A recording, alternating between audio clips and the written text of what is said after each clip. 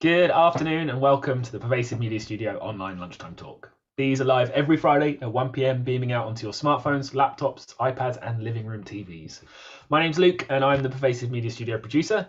These talks are our chance to throw open the digital doors of the Pervasive Media Studio and for you to hear more from the people who are part of our community or who are working on things that excite us. An especially big welcome to any of you out there who are new to the studio and these talks, and this might be the first time that you're engaging with us. So here's a little bit more about what we do. The studio is a diverse and collaborative community exploring creativity and technology with everything from comedy to coding and product development to performance art. We're a partnership between the Watershed, University of the West of England and University of Bristol, and we're a home for early stage ideas, companies, and a meeting place of both creative and commercial industries.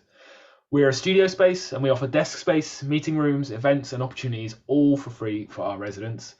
And ultimately, we're a safe place for creatives to take risks in their practice and make time for collaboration.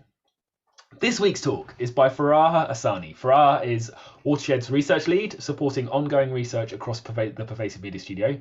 She's also a mental health advocate and writer, and this is her second talk since joining the Watershed, with the first being a very timely and illuminating talk on vaccine hesitancy and vaccine myths. Check out the PM Studio Talks playlist to see that one. It is well worth tracking back and looking at.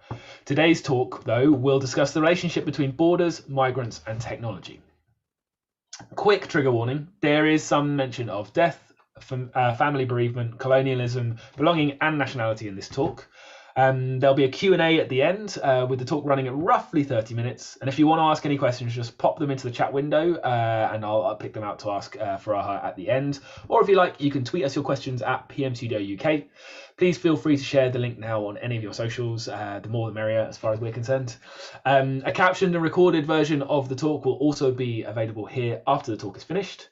But before we start, next week's talk is by Tim Kinberg and is called AI Politics. In the latest of his excellent For Skeptics series, Tim returns to the subject of AI both as an instrument of power and as a provocation to the imagination. You can get news on all our future talks by following us on @PMStudioUK on Twitter or @Pervasive Media Studio on Instagram, or by subscribing to our newsletter on our website. Don't forget to subscribe to this YouTube channel while you're sat there listening to me talk so you don't miss out on all our latest content. And while you're there, give this video a thumbs up. The more subscribers we get, the more likes we get, the more we can share stories like this. For now, I'm going to hand over to Furaha. Thanks so much, Luke. Hi, everyone. My name is Furaha Asani. Well, Luke has already introduced me. I'm the research lead at Watershed, and I'm really happy to be back to speak about something that is very personal to me and is my lived experience.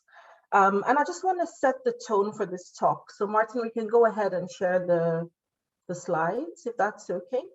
So I want to set the tone for this talk by saying that last Friday, I was actually in the Watershed building with some colleagues of mine, and we were listening to the lunchtime talk given by Jaslyn Pinkney on the art of inclusion. So if you haven't had a chance to catch up on that talk, it's a really good one.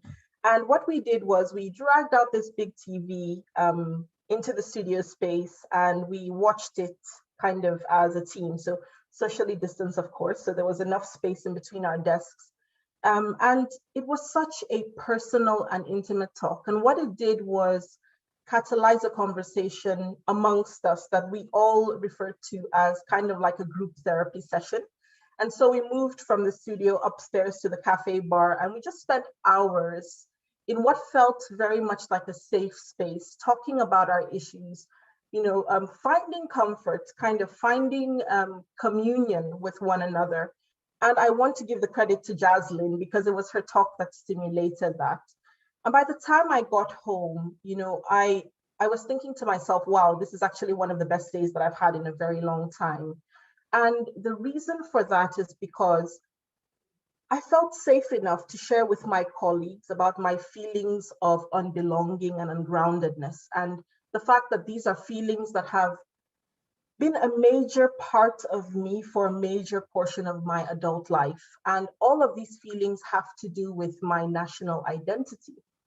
And so for this talk today, I was thinking that rather than just focus on policy and throw facts at people, that I would take perhaps a more personal or intimate approach and share a little bit about my story and why exactly it is that I'm really passionate about, or rather against, borders.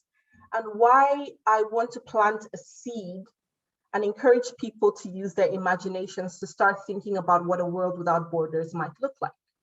So again, just to emphasize that I'm going to be mentioning my father's death and some funereal processes, as well as colonialism, racism, and imperialism.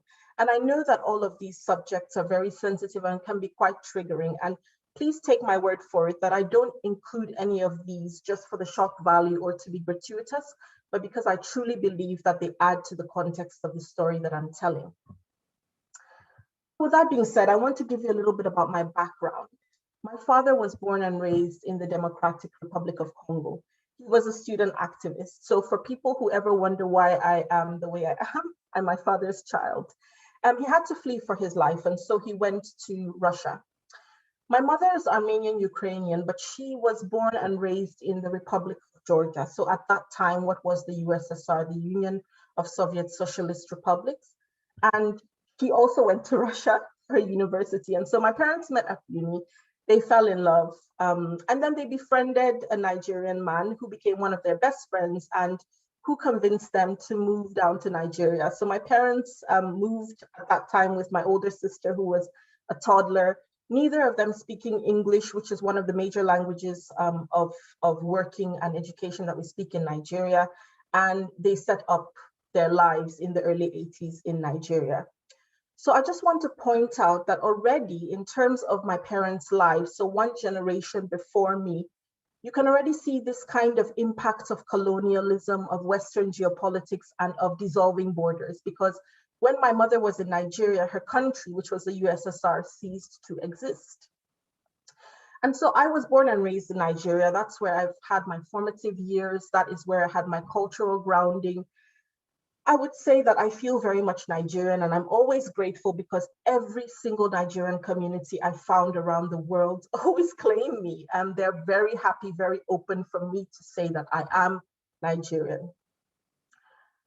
Then moved to South Africa for my tertiary education. So undergraduate through to master's. So I lived there for 6 years before coming up to this island to join you all. So I've been here for just over 7 years, did my PhD, my postdoc, went through a whole lot of stuff that I'm going to be sharing, and then landed in Watershed, where I've been for a couple of months and where I'm very happy.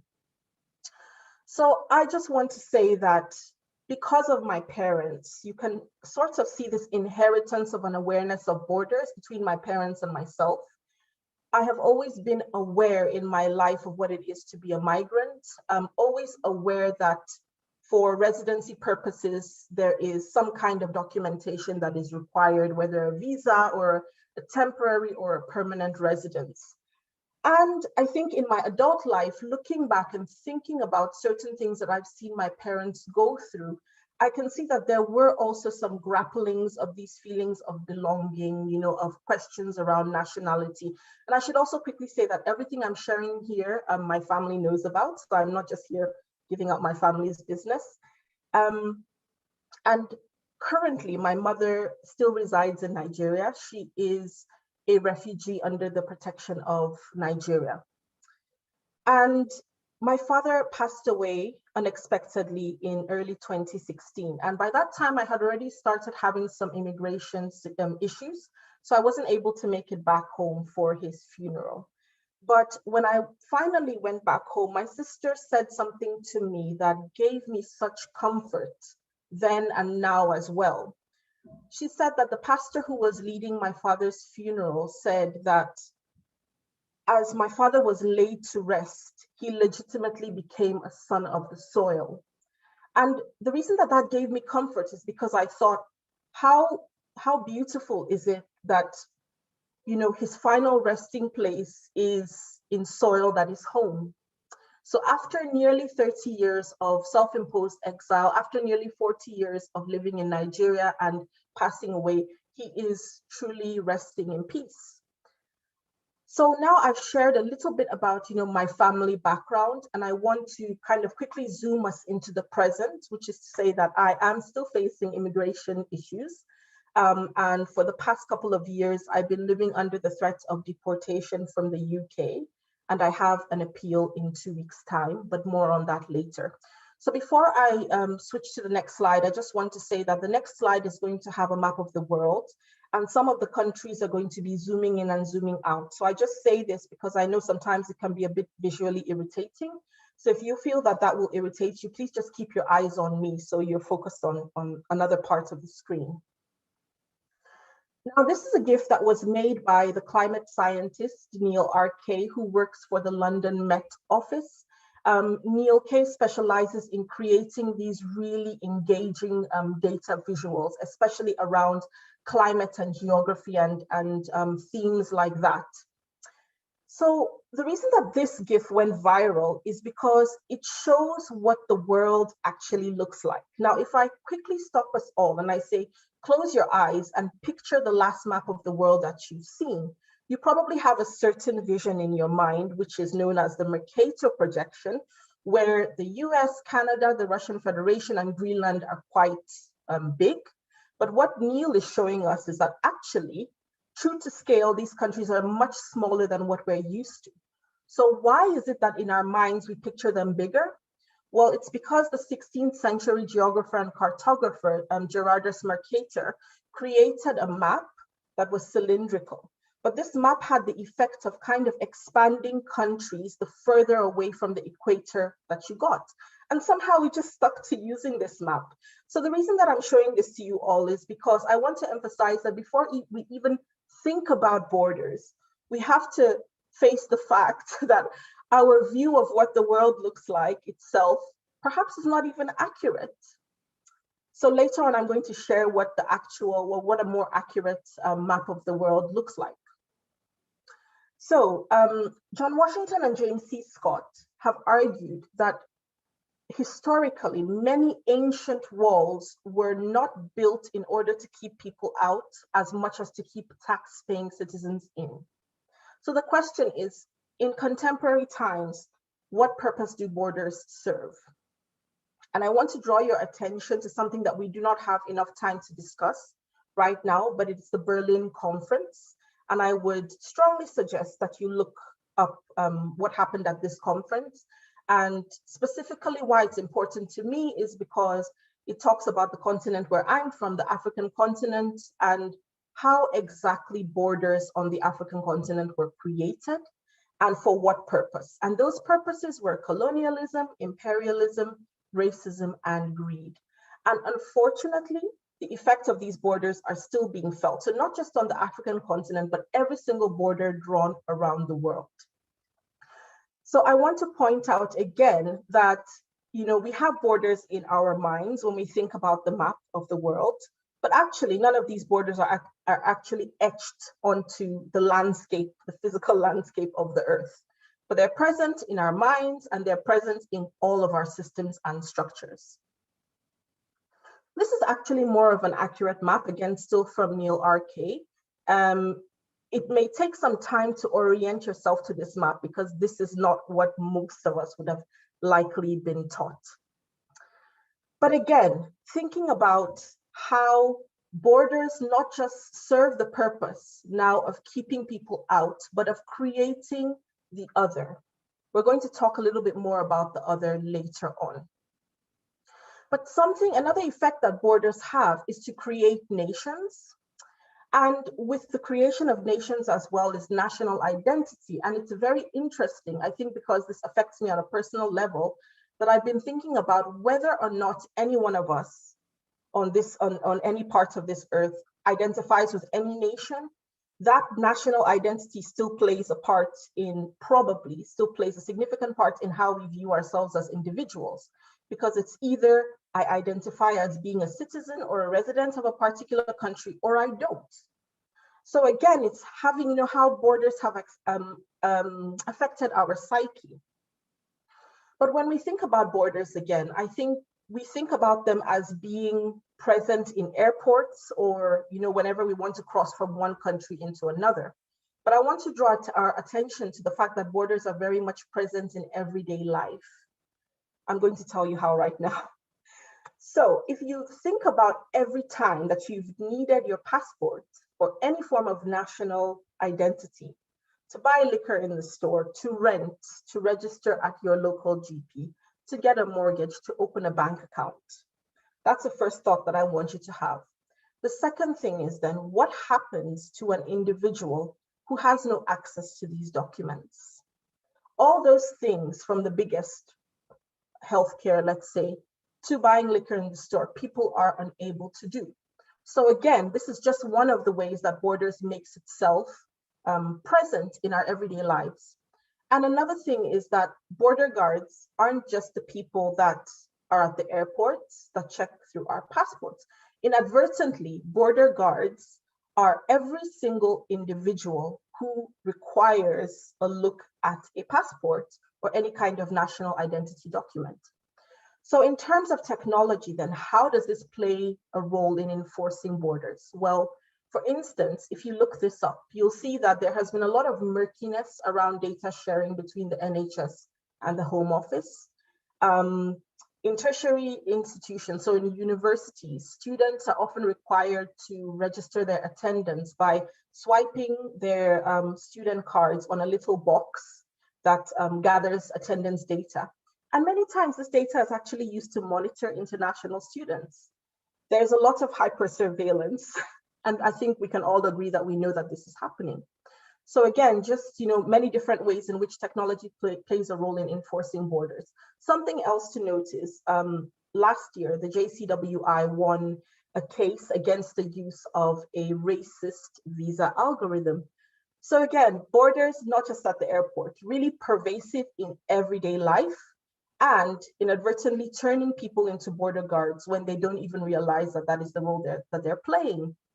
So now we talk about complicity, and that's something that we all really need to reflect upon if we're going to think about what a world without borders looks like.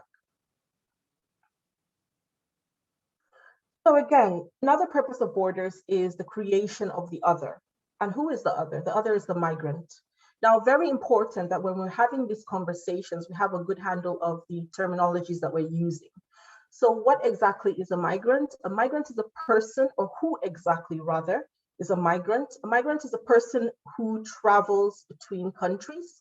So there's something about temporary residence surrounding a migrant.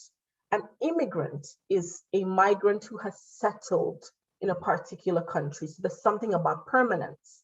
And an expatriate is an individual who lives outside their home nation. Now, a couple of years ago, Mauna Kutunin published this piece in The Guardian that captured so many feelings that I have heard vocalized by Black people and people of color, saying that these terminologies are very racialized. Now, this is not to say that there are no Black people or people of color who are called expatriates, or that there are no white people who are called migrant or immigrant. However, these terminologies are clearly very racialized. And something that I keep thinking about is an infamous case from last year about a white person who had their access to the UK border limited and tweeted about how they felt like they were demoted to an immigrant. And that shows you that societally, the thinking is very much that migrants and immigrants are Black people and people of color. And that inadvertently, expatriates should not be treated or named as migrants and immigrants. I should say also that it's very important that when we're talking about who a migrant is, that we hold space to have a parallel conversation about who gets treated like a migrant in terms of racialization and racism. The reason I say this is because I can never have a conversation about the migration landscape without talking about the Windrush horror. Now, why do I say Windrush horror rather than scandal? Julia Doyle and Gary Young, and I should say everything I'm citing from, we will share links to later on. So Julia Doyle and Gary Young separately have strongly stated that we need to stop calling this situation the Windrush scandal, because the word scandal denotes complicity on both ends, and that is not the case at all. It is a horror that was inflicted upon the Windrush elders. Some of them were deported to their deaths. Many of them are still fighting for compensation. And when we're thinking about this also, that we don't just think about the elders, but we think about the communities, the family members, and the children. So once again, the intergenerational migration trauma, that people have been treated as the other.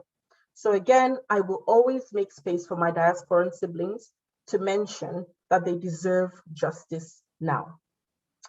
So this image is not mine. This is taken from the Unbound website, and it just shows two of the books that were curated, can I use that word, I guess, and edited by Nikesh Shukla, who happens to be an Shamin Suleiman in terms of the USA version, so Nikesh happens to be a resident at the Pervasive Media Studio. And these books were really well received and were a breath of fresh air in just capturing some of the stories of immigrants in the UK and in the US as well. And something that these books highlight is just how sometimes we feel like we have to squeeze ourselves into different shapes. So society makes us feel like we have to squeeze ourselves into different shapes to stop or to prevent as much as possible the trauma of othering because we are Black people and people of color. I think what's interesting also is that it makes me think about the concepts of excellence and mediocrity and who in society gets to be either. But incidentally, I would find out in my own life about this tokenistic good immigrant person that can be used to represent, I got that wrong. In my personal life, I would find out about how much or how important it is to refuse to be the token good immigrant. Thank you. Thank you for your patience. That's what I'm trying to say. Okay. Now, a little bit about my story. In 2019, I applied for a visa. If you're interested in finding out the details of my story, I have documented this through writing, through podcasts, through vlogs. It is all out there as part of my digital footprint. But what was very apparent to me when my visa was rejected, and then I got this, kind of leave the country in 14 days or we're going to deport you. What was very clear to me was that people were interested in my story because to them, I represented a good immigrant. I was an academic at that point in time. While I'm a Black person, I'm light-skinned. So I just want to say that I do very much reflect on my own privilege, but not just reflecting, because I think reflecting is one thing, but then you have to actually act and use your platform for good. So I want to say that I'm no one's token good immigrant. I categorically refuse to be used as anyone's example to put any other migrant down. Now, what was very interesting also about my story is that some of the comments that came up were people accusing me of lying about my situation. And as much as that frustrated me because I felt my integrity was being called into question and because I said, I didn't tell any lies, this is my family history, it's actually taken me over a year to figure out the core of my fury and why I was so angry about those accusations of being a liar. And I really think that at the core of my fury is because I believe that a lot of people think or accuse me of lying because they do not want to fathom or come to terms with the fact that the effects of colonialism can still be felt till today. And that's because if they have to think about that fact, that means that there's some kind of responsibility to dismantle that. And a lot of people are not willing to have that conversation. But what's also notable is that many people also prefer to hear about these stories from white storytellers. So in terms of the migration landscape, there's been so much that has been shared, so much useful information, so many breaking stories. And I just want to make it clear that I appreciate all of them. I really do. At the same time, I really think that we're at a point in time when we, and I say we because I'm going to count myself amongst us, I am a storyteller too, after all, we need to pass the mic. We need to stop trying to pedestal ourselves as the voice of the voiceless. That is unethical. When you look at the landscape and you look at the awards that are being handed out, and the book deals and the funding and the panels, you see that there's so many people, well-intentioned, yes, definitely, but so many of these things don't actually result in anything good. Let me be very diplomatic and careful about how I state this. So many of these things don't actually give the platform to the voices that matter. So what is happening is that a lot of us tend to parachute in and extract stories and tell these stories on behalf of. And I guess my question is, at what point are we going to say, no, I'm not going to tell this story for you. If you're comfortable to do so, I'm going to facilitate you being able to tell your own story with your own voice in a safe environment. Now, I'm not claiming that I have figured out how to do this. I will just say that at Container Magazine, which is, I sit on the editorial board of Container Magazine as part of my job as research lead at Watershed. And we have been producing a panel with a number of precarious migrants who I've been blessed to have met in my own journey. And we've made it very clear that they are the decision makers. And we've provided support and we are providing compensation for their time. And they are the leaders on this particular panel. They are very comfortable to tell their story. And it's focusing on, yes, all of our stories are touched by trauma, but at the same time, joy. And so again, I just want to say, while I do appreciate all of the resources and the storytelling that has been gone on, I think that we have the capability to do better. And I would really like all of us storytellers to do better and to do more. Now I'm going to change direction totally. I'm just going to look at my time. Perfect, I'm on time. And take you to the third horizon. So at Watershed, we've been thinking a lot about our future. So the future of Watershed as a company and how much we want it to align with social justice. And so we've convened, and when I say we, I should say that I have contributed to the conversations, but I wasn't part of the production team. Under the guidance of Joe Lansdowne, Zara Ash Harper, and Bill Sharp, we've convened a number of conversations to start thinking about how we can move towards this so-called third horizon thinking. And I'm going to take you through this framework. So this framework of 3 horizons was proposed by Bill Sharp. And I should say, first of all, that at any given point in time, all 3 of the horizons are operating and in action. And the first horizon represents, and that's kind of in the red or pinkish watercolor, it represents in any given context what business as usual looks like. And I think we would all agree that in terms of borders and in terms of all of these structures and systems, these really aren't fit for purpose. So it's our job to sift through and to look at what is working and what isn't, and make a decision about what is worth conserving. And then to dream up what a more viable future would look like. So what is a viable future? What does an exciting future? What does a socially just and sustainable future look like? So that's the watercolor in green. And then the blue line is the transition period. So it's a period that is filled with innovation and with thinking. And I think right now, in terms of borders, there are so many philosophers and community organizers who are really in this phase and are providing us with resources about what it's going to take to get to a borderless world. Because ultimately, I think by now, hopefully you all know that that is what I believe is going to be a viable future. So what is a borderless world exactly? First of all, what it isn't is a one world government. So that's what a lot of people tend to think about. That's not the case at all.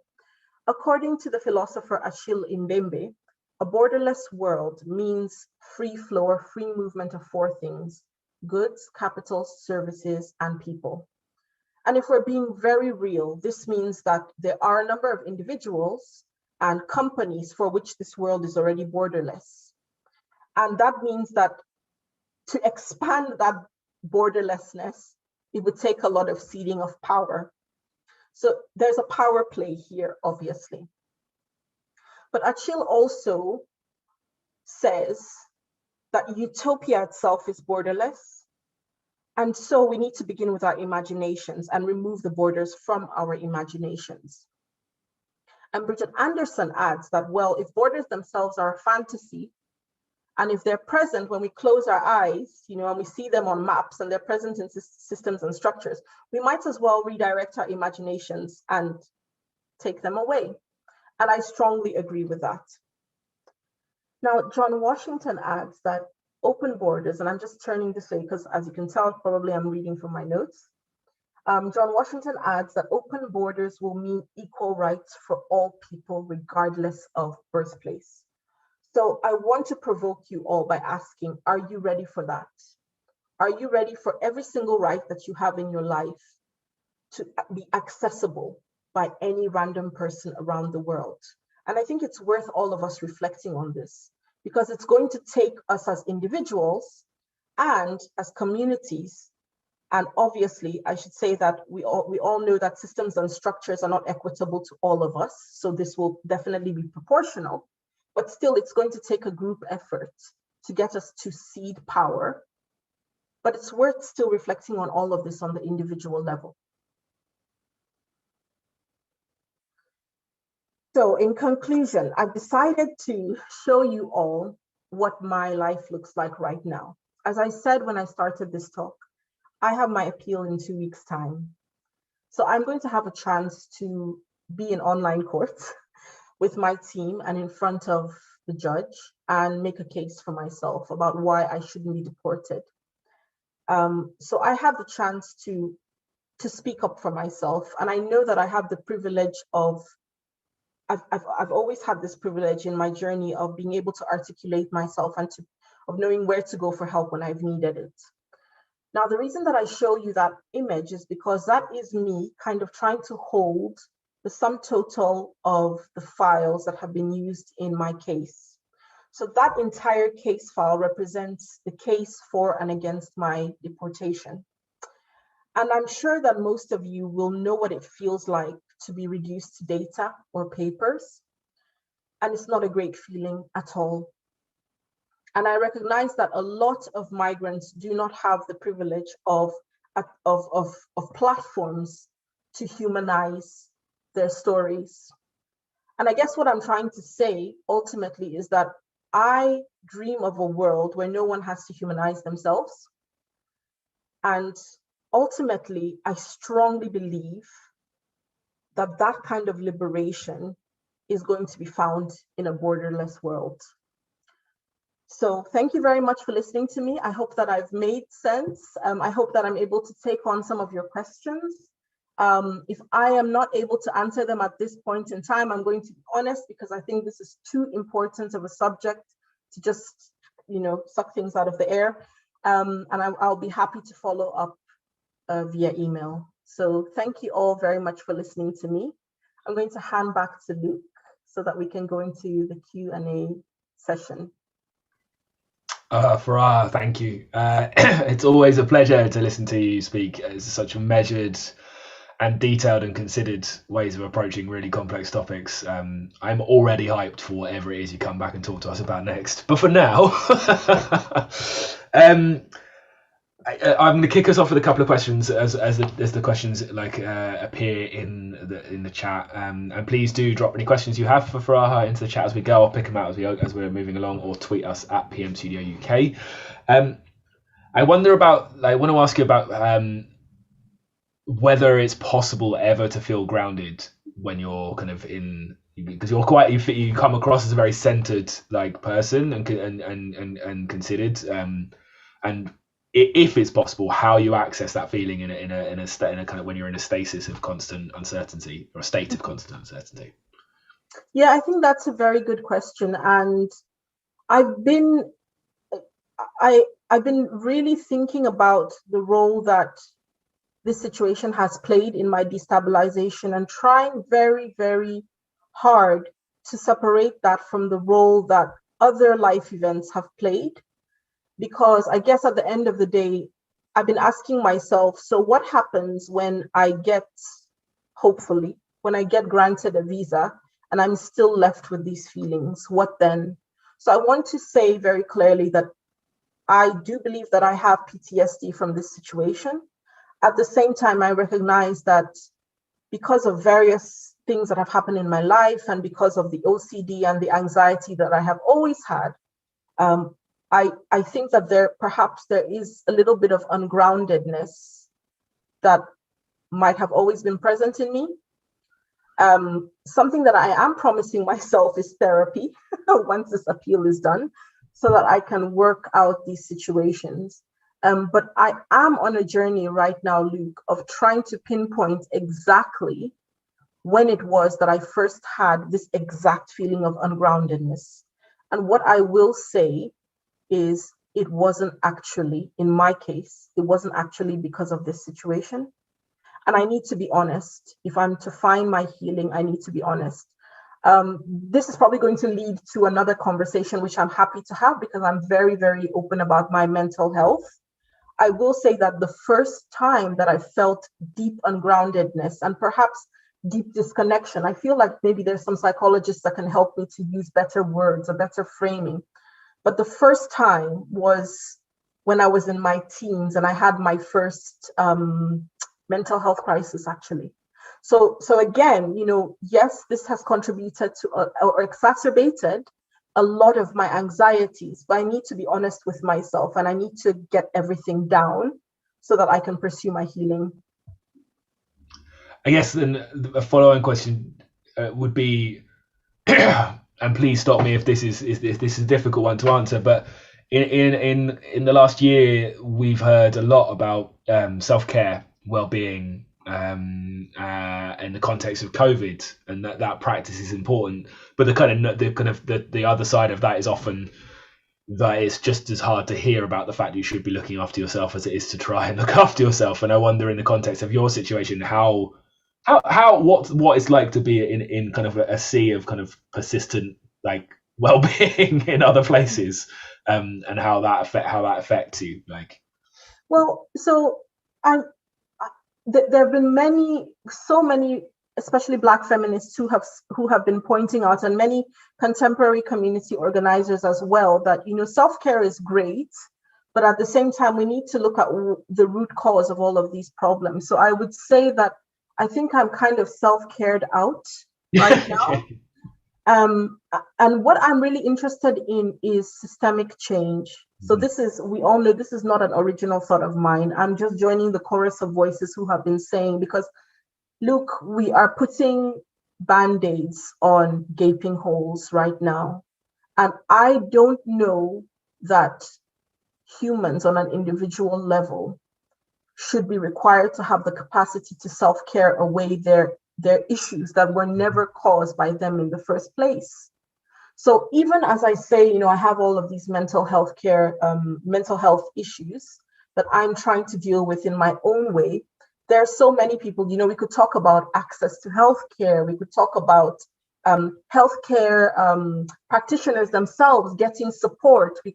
There's so many things about the system, and we can see that I'm trying very, very much to hedge what I say.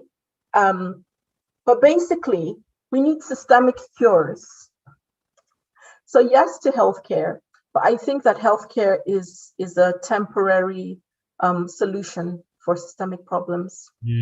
There's an artist called the Vacuum Cleaner, who was tweeting a year or so ago about finding a therapist who had an understanding of the kind of the systemic issues which underpin that. And he talked about having gone to the therapist and outlined, I'm constantly depressed, I am anxious, I am unhappy, like I'm doing all of this self-care.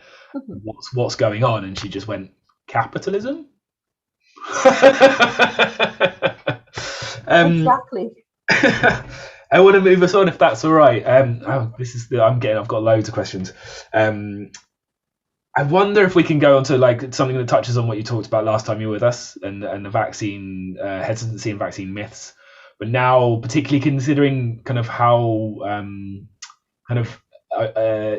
how intricate your description of how the impact of passports have on our lives, like how, what your thoughts are on the prospect of vaccine passports. I must say that I was a little bit worried. So I am actually used to having to show, personally, I'm used to having to show kind of vaccine records because of all of the research environments I've worked in. So for instance, during my PhD, I was working in a lab where there was a lot of meningococcal work being done. So I had to receive vaccines for meningitis.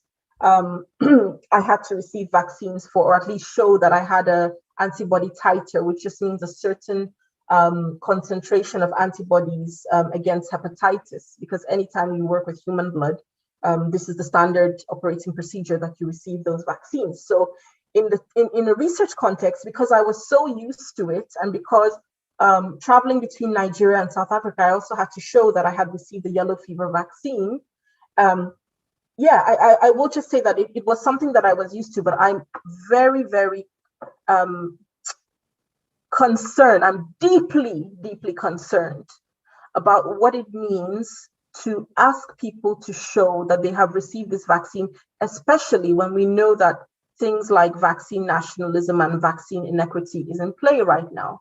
So for instance, precarious migrants, we weren't aware, those of us who were not able to access NHS support because of our immigration situation, we were unclear whether or not we would be able to receive the vaccine. So in February of this year, Reuters reported that, the government said, regardless of your immigration status, go and register with your GP, no questions asked, you will be eligible to receive a vaccine. But I thought to myself, with the murmurs of you're going to have to present a vaccine passport to access a cinema and a restaurant and everything, I just thought to myself, what I felt was literally like borders are closing in even more. So what happens if I can't, and my mind, Luke, by now you know my mind, it will just create scenarios. What will happen if I can't enter Tesco to shop? And I have no one to assist me? What happens?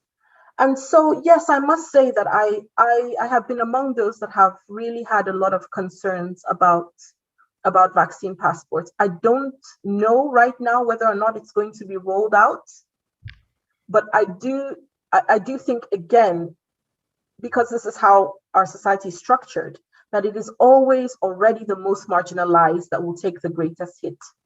So I will conclude by saying, yes, I still remain deeply concerned. Crisis has a way of making everything even more normative than it was before. Yeah. One last question, if I may. Thank you. You talked about the Berlin conference, and rather than pretend I knew exactly what you meant, I Googled it immediately to have a little look at it while you were talking. And I wonder the impression sometimes that's given with that sort of thing is, it happened in 1884, so that was a long time ago, and we know that the impacts of it continue to be felt in the kind of manifestations of European imperialism and global imperialism. I wonder I think that sometimes also there's an inference that because those things happened a long time ago, they don't happen anymore, and I wonder perhaps what might be your perception is what is the modern day equivalent of the Berlin Conference. I don't know that it's useful to think about a modern day equivalent. I think it's probably more useful just to say that the effects are still being felt.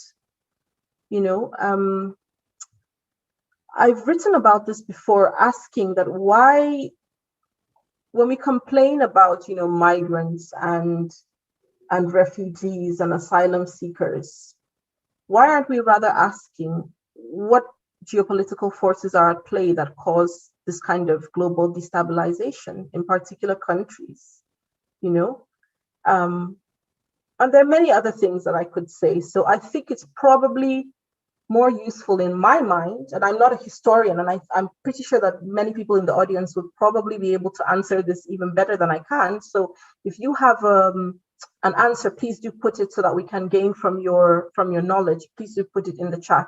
But I would just say, Luke, we're very much still feeling the effects. The borders were carved in. We're feeling the effects of those borders. We're feeling the effects of borders all around the world anyway. We're feeling the effects of colonialism. There's still present-day coloniality. There are certain systems and structures that were put in place in those times that are still operational now. Perhaps certain articles of the law, perhaps certain articles of constitutions here and there, entrenched attitudes, homophobia, transphobia, so many isms that at their root come from many of the missions. I'm a Christian myself, so I say this knowing, that many of the missions spread these attitudes. And so, sometimes in countries where people have to flee for their lives because of who they are, and then you trace it back, and where did these attitudes come from? So we are very much today still feeling the effects of all of those racist actions in the past. Is very much, and it's very much not a thing of the past. It's very much a thing of the present. Sorry, I hope that I've given a good explanation, but my people in the comments, please help me out. Help me out. I think that was perfect for me. I thought that was again a really illuminating response, and I think we're going to draw to a close on that. It's been a really powerful hour to have with you, and we're really looking forward to having you again, and continue to be delighted that you're part of the studio and the Watershed team.